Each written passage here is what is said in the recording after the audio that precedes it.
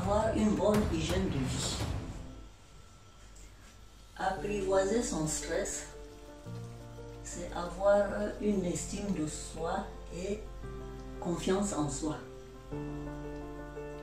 Pour bien gérer son stress, il faut être bien organisé, que ce soit dans le plan du travail, du temps et même l'organisation dans la vie de tous les jours.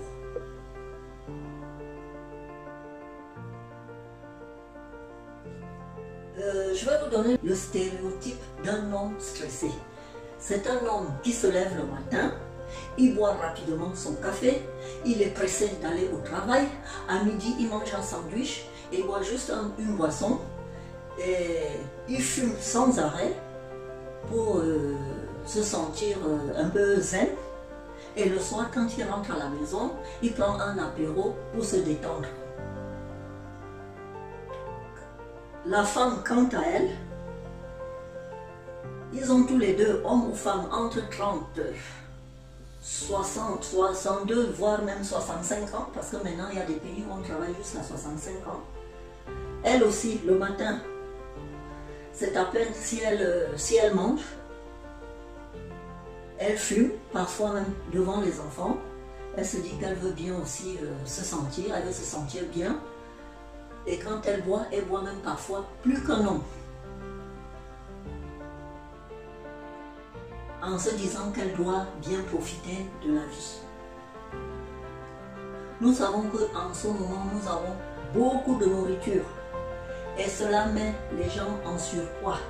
Et le surpoids amène quoi? Des maladies telles que l'obésité. Il y a beaucoup de jeunes maintenant, beaucoup de personnes qui sont obèses parce qu'ils ont trop de nourriture et ils mangent trop. Donc, avoir une bonne hygiène alimentaire. Il commence par le petit déjeuner le matin. Il faut avoir ces 3 repas à heure fixe. Donc le matin, un bon petit déjeuner où on peut avoir un pain complet, des fruits, des céréales complètes, même des légumes. Hein.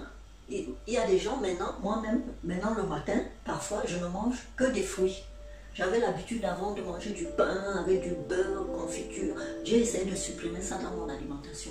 Le matin, maintenant, je prends des fruits, parfois même pas le pain, et je me sens bien. Fruits et légumes, un peu de concombre, un peu de carottes. Et cela me met bien. Je me ressource en vitamines, en énergie. Surtout la banane, je la prends tous les matins. Et ça me donne de l'énergie pour commencer ma journée. Ça, c'est mon cas à moi. À vous de voir ce qui vous convient. Mais ce que je voudrais dire, prenez un bon petit déjeuner et à heure fixe. Pour vous sentir bien, pour vous donner de l'énergie, pour pouvoir attaquer la journée. À midi, prenez un bon repas. Un repas équilibré. Qu'est-ce qu'il faut avoir dans votre assiette? 100 g de viande ou 150. Pareil pour le féculent, 100 g ou 150, n'en prenez pas trop, ne prenez pas trop de féculents, ça gonfle le ventre. Et de l'autre côté, vous devez avoir des légumes cuits ou crus. La moitié de l'assiette, moi je peux dire, mangez un peu plus de légumes, surtout des légumes verts. Hein, ça aide à digérer et à bien se sentir léger. Le soir, vous n'avez pas besoin de beaucoup de calories pour aller vous coucher. Donc, mangez plus léger encore, plus léger qu'à midi. Et là, vous avez vos 3 repas. Et je vous conseillerais même le soir de manger 3 heures avant d'aller vous coucher. Parce que l'homme pressé, quand il rentre le soir, il s'endort devant sa télé. La femme, c'est pareil. Et quand ils veulent aller après se coucher, ils ont des nuits trop agitées, très courtes. Ils dorment mal. Parce qu'ils ne sont pas dans le calme. Et essayez de ne pas penser au travail quand vous allez vous coucher le soir. Essayez de mettre le travail de côté pour avoir une bonne nuit de repos. Pour ne pas vous réveiller, j'ai oublié de faire telle chose, non, soyez calme, ayez une bonne literie, un bon matelas, un bon sommier.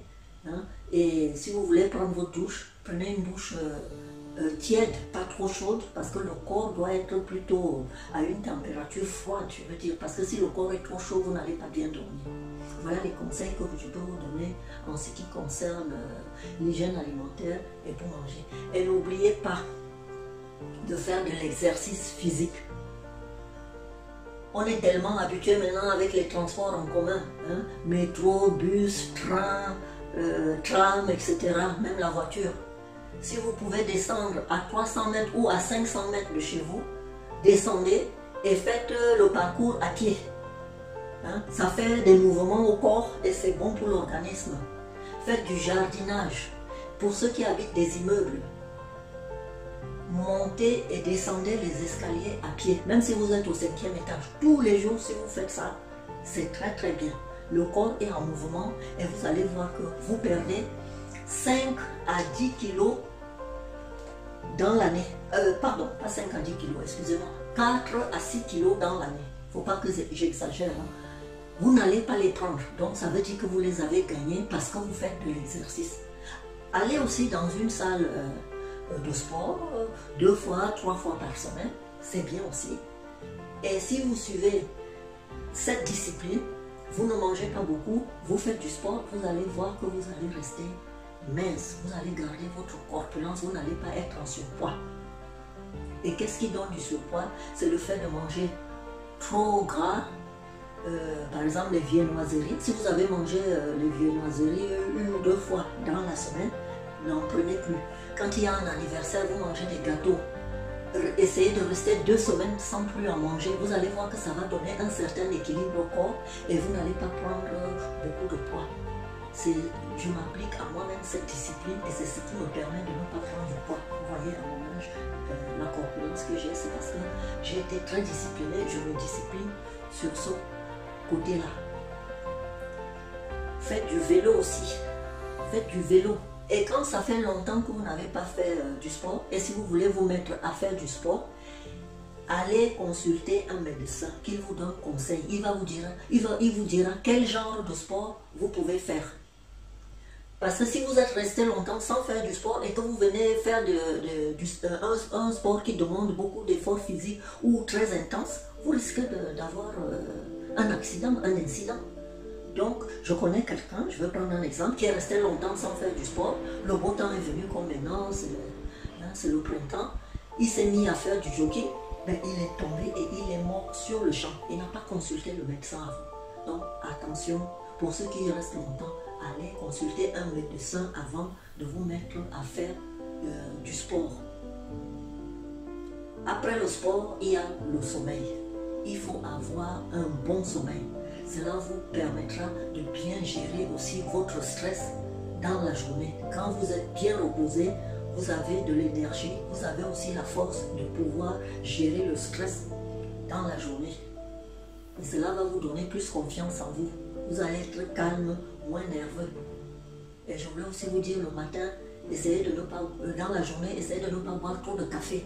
Plus de 5 tasses de café dans la journée, c'est trop. Ça va vous rendre anxieux. Oui, en ce qui concerne la nuit, avoir une bonne literie, un bon lit, un bon matelas,